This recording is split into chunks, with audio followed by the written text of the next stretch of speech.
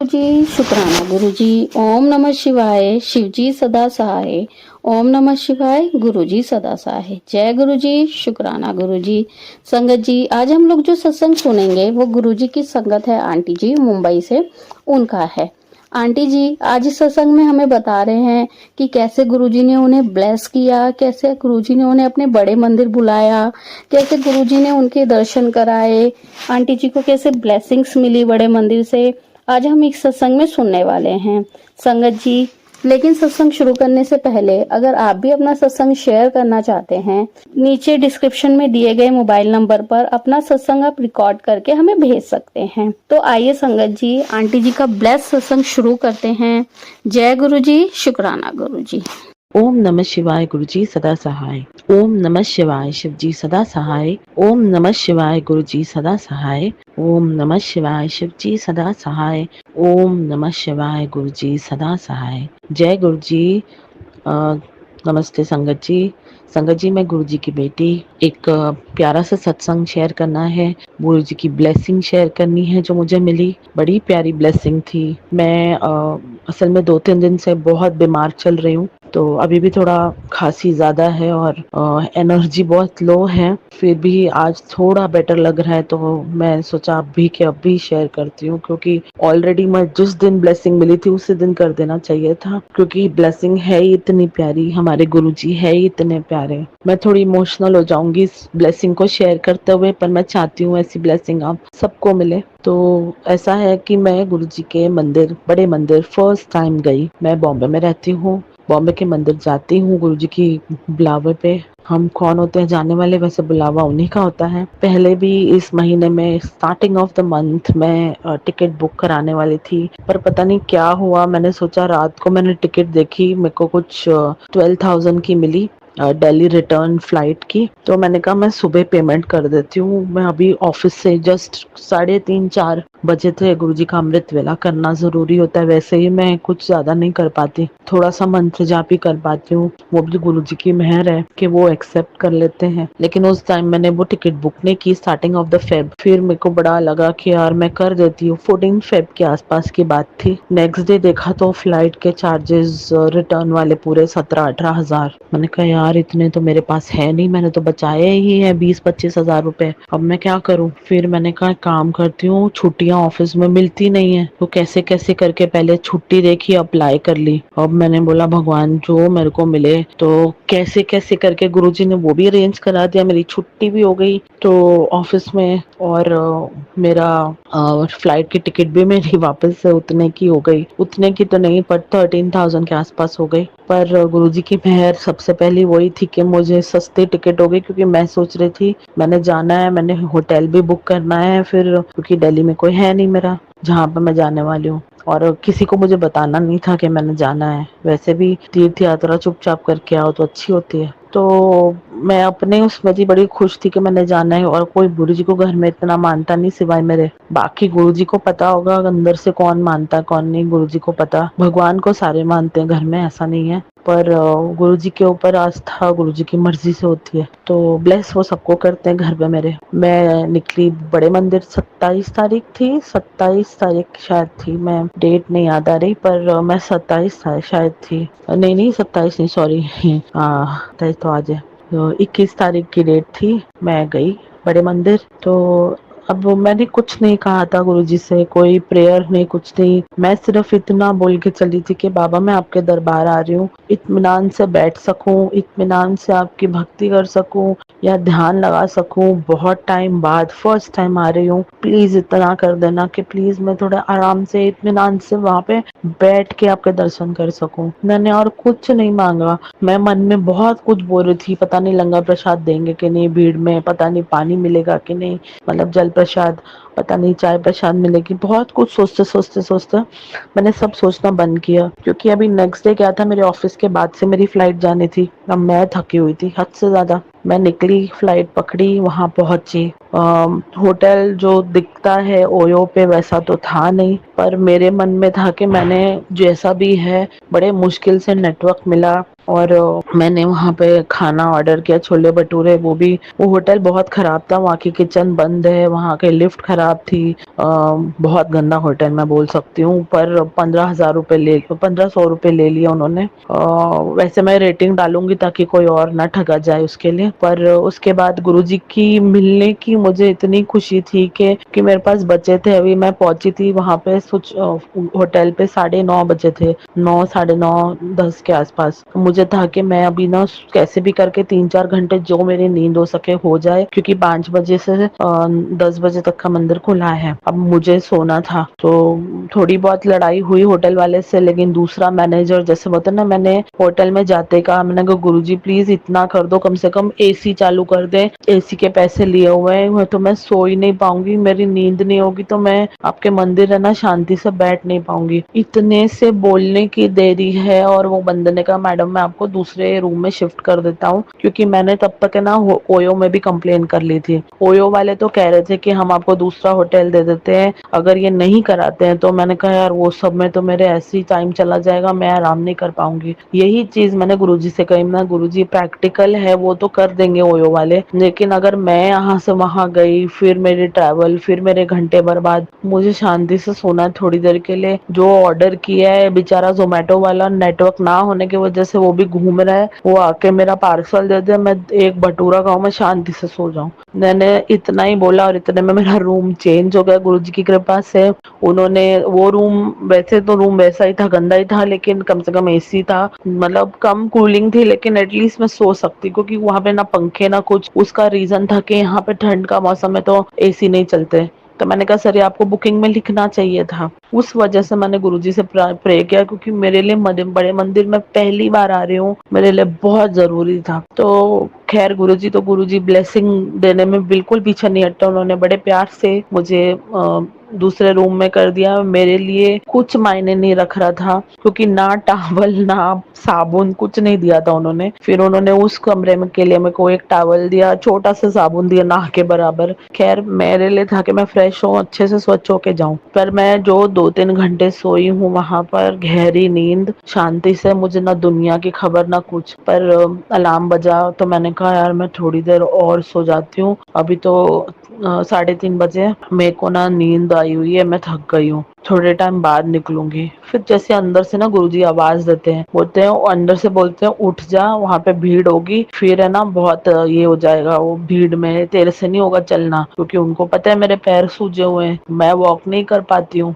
बड़ी मुश्किल से, और ऊपर से मैं सोई नहीं हूँ, तो मेरा बीपी जो नॉर्मली हाई रहता है वो भी ऑलरेडी एग्रवेटेड था। तो मैंने कहा यार नहीं, मैं उठ जाती हूँ। फिर मैंने अच्छे से गर्म पानी था, थैंक गॉड, मैं नहाई, फ्रेश हुई, निकली नीचे। उसको मैंने बोल दिया मैनेजर को कि भैया अगर मैं वापस नहीं आई तो शायद वहां पे भीड़ में कितना टाइम लगता है पता नहीं, मैं तो बोल के निकली थी। मैंने कहा 12 बजे तक अगर मैं नहीं आई तो आप किसी और को रूम दे देना, वरना मैं 12 बजे तक कभी भी आ सकती हूँ। तो उसने कहा था जाने से पहले आप कर देना। मैंने कहा फोन वहां पे अलाउड नहीं है, आपको पता है गुरुजी के मंदिर में, मैं सिर्फ आपसे इतना ही रिक्वेस्ट कर रही हूँ कि अगर मैं आई तो ठीक है, वरना 12 बजे के बाद आप किसी और को कमरा दे देना। तो वो हुआ, मैं निकली। अभी मैंने कहा अब मैं गाड़ी बुक कर रही हूँ, कैब, वहां पे नेटवर्क, कैब गाड़ियां किसी भी ऐप पे नहीं, ना इन ड्राइव पे, ना ओला पे, ना उबर पे, किधर भी नहीं आ रही गाड़ी, कोई कैब ड्राइवर नहीं। फिर मैंने कहा यार अभी मैं क्या करूँ, ये तो मेरे को निकलना है। तो पता नहीं, नेटवर्क तो था नहीं, मैं आपको ऑनेस्टली बोलती हूँ संगत जी, कहाँ से कैब बुकिंग हो गई और वहां पे ड्राइवर के डिटेल्स आए। जब मैं नीचे उतर गई, मैंने कहा अभी मैं नीचे जाके पूछती हूँ, कोई कैब के लिए कोई सर्विस का नंबर या कुछ है तो मुझे बता दो। मैं जैसे नीचे उतरी हूँ, वहां पे एक कैब ड्राइवर रेडी दिख रहा था और 2 मिनट्स अराइविंग दिख रहा था। तो मैंने कहा यार नेटवर्क तो है नहीं, कैब कहाँ से बुक हो गई। मैं कहा चलो ठीक है, फिर नीचे जाके नेटवर्क आ ही गया। खैर तो मैंने फोन किया तो बोलते कि ना हाँ मैं बस आपके बाहर ही खड़ा हूँ। तो मैंने कहा अच्छा। तो बोलते मैं बाहर ही खड़ा हूँ। मैंने कहा अच्छा बाहर ही खड़े हो। फिर मैं नीचे उतरी, मैं कैब में गई हूँ। कैब वाला निकला गुरुजी की संगत। कैब वाला था जो बचपन में जब छोटे छोटे थे उन्होंने गुरुजी के दर्शन किए हुए हैं। वो कहते हैं हम बेर खाने जाया करते थे तब बाबा जी हमें दिखते थे वहां। मैं उसकी बातें सुनूं, मैं अपने एक्सपीरियंस सुनाऊं, मैं बड़ी खुश। मैंने कहा यार चलो, मैंने फिर उसको बताई आप भी थी पूरी।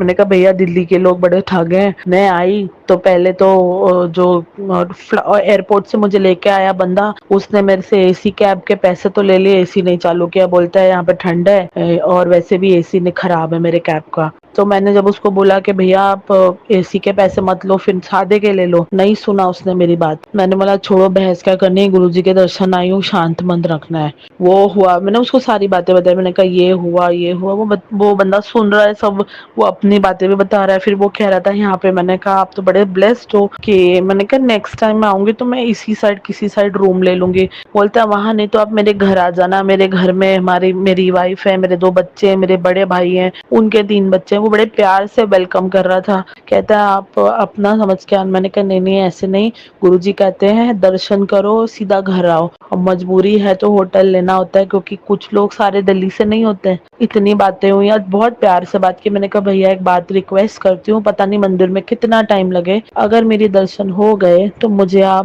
मैं आपको बुलाऊंगी तो मुझे एयरपोर्ट ड्रॉप कर दोगे? तो वो बोलते आप होटल नहीं जाएंगे? मैंने कहा वो होटल का कमरा एकदम अंदर सुनसान गली में, और रात को मेरे को दिल्ली सेफ नहीं है, मैं तो फर्स्ट टाइम आई हूँ, तो मुझे अगर यहाँ कहीं होटल होता तो देख लेती, लेकिन उस तरफ नहीं जाऊंगी।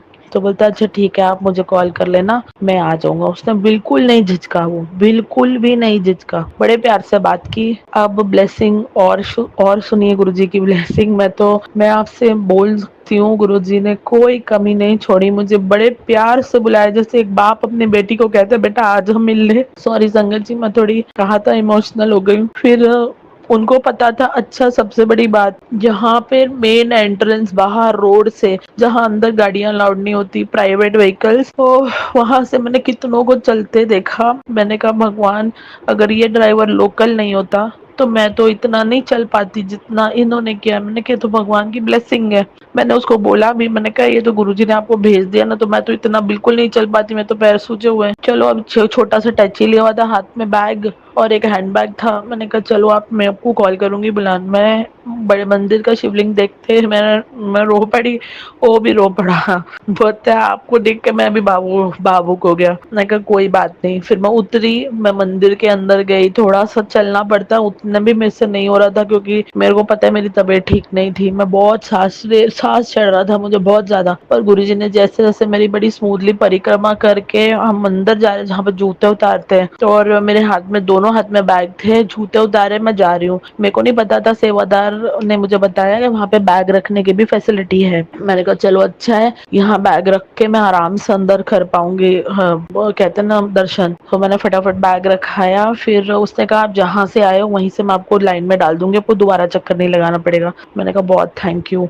फिर मैंने बैग रखा, मैं अंदर गई, छोटा सा मेरा पर्स ही था हाथ में। अंदर गए, गुरुजी ने पहले संगत बाहर बैठते हैं और काफी चलना होता है पहले, फिर बाहर लॉन में बिठाते हैं काफी लोगों को, और उसके बाद में अंदर भी बैठाते हैं। तो मेरे को पता नहीं था, मैं तो गई, मैंने कहा चलो मैं लॉन में बैठ गई, कम से कम इत्मीनान से। काफी देर बैठी, वहां चाय प्रसाद मिली। मैं बस गुरुजी के जो भजन लगे हुए थे, सतगुरु क्या था, सतगुरु ढाक लियो संतन का सदका, बड़ा प्यारा था उस कीर्तन। मैं सुना और मैं बस उसी में रह गई। मैं उसमें बैठी, मैंने जो आंसू निकले, मैं रो नहीं रही हूँ पर मेरे आंखों से आंसू टप टप बह जा रहे बह जा रहे बह जा रहे। मैं चुपचाप बैठी हूँ। मैं हैंकी भूल गई थी मेरे बैग में।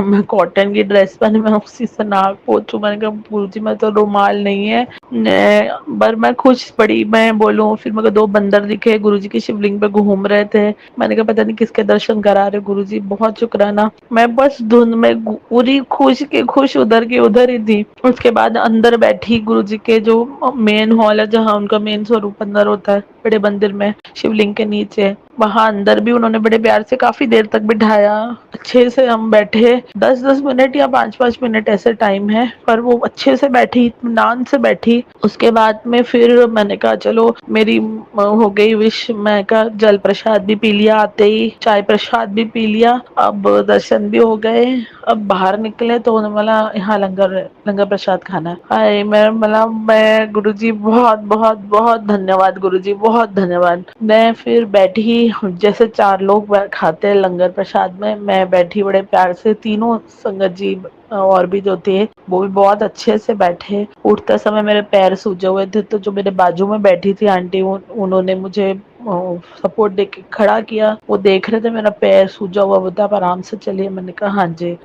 फिर मैं बाहर की तरफ निकली, मैं तो खुश थी, मैं तो सब भूल गई। जहाँ मेरे पैर नहीं फोल्ड होते स्वेलिंग से, वहां मैं फोल्ड होके बैठी थी, पैर फोल्ड करके बैठी हुई थी। अंदर बड़े प्यार से लंगर प्रसाद हुए, फिर बाहर के तरफ आई, फिर ड्राइवर साहब को फोन किया, वो थोड़े टाइम में आया, तब तक मैंने अपना बैग पैक वगैरह सब ले लिया था। वहां से मैं फिर सीधा एयरपोर्ट, वहां भी रास्ते में वो बेचारा बात कर रहा था, मेरा उसको लग रहा होगा मैं बात करने के मूड में नहीं हूँ, लेकिन मैं बहुत थक चुकी थी, क्योंकि मैं 48 आवर्स से सिर्फ 3 घंटे सोई हूँ। तो अब मुझे ये था कि अभी मेरे को ना थोड़ी नैप लेनी है, तो जब तक वो एयरपोर्ट गया मैं गाड़ी में थोड़ा सो गई, और मेरे को हर का हंस रहा था, बोलता आपको नींद आ गई? मैंने कहा हाँ मैं थक गई हूँ थोड़ा। फिर उसने कहा था कि आप पहुंच के मैसेज कर देना, तो मैंने नहीं किया। तो मैंने कहा नहीं अच्छा लगता ऐसे, मतलब अच्छा नहीं लगता अनजान बंदे से घुल मिलाना, जाने दो। इतने प्यार से छोड़ दिया है उसने। फिर उसने मेरे को एयरपोर्ट ड्रॉप किया। एयरपोर्ट पे मैं 3 घंटे बैठी रही, 3-4 घंटे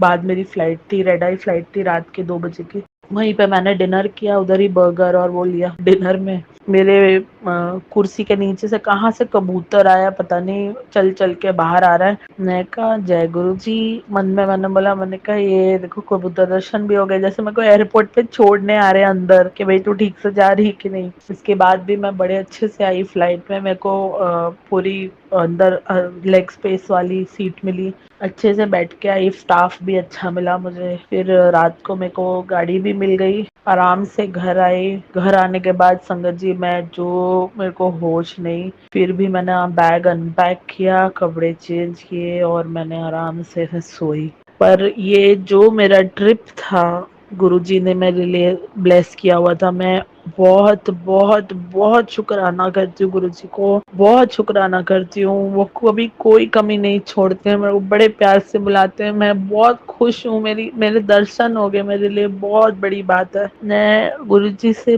बहुत शुक्राना करती हूँ, बहुत शुक्राना करती हूँ, बहुत शुक्राना करती हूँ। गुरुजी आपने मुझे बहुत प्यार से बुलाया, बहुत प्यार से दर्शन दिए, बड़े प्यार से आपके सेवादारों ने भी रखा। बहुत शुक्राना गुरुजी, अनंतम अनंतम अनंत कोट शुक्राना गुरुजी।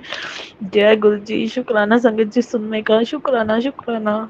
संगत जी, आज हमने जो सत्संग सुना वो गुरुजी की संगत है आंटी जी उनका था। आंटी ने हमारे साथ इतना खूबसूरत सत्संग शेयर किया, गुरुजी की ब्लेसिंग से भरा हुआ, उसके लिए आंटी जी का बहुत बहुत धन्यवाद। संगत जी, अगर आपको भी ये सत्संग अच्छा लगा हो तो मेरे चैनल को सब्सक्राइब करें, वीडियो को लाइक एंड शेयर जरूर करें, जिससे से ज्यादा संगत तक ये सत्संग पहुंच जाए। क्योंकि अगर किसी भी संगत के किसी भी सवाल का जवाब इसमें है तो वो उन तक पहुंच जाए। इसी के साथ मैं अपनी वाणी को विराम देती हूँ। जय गुरु जी, शुक्राना गुरु जी।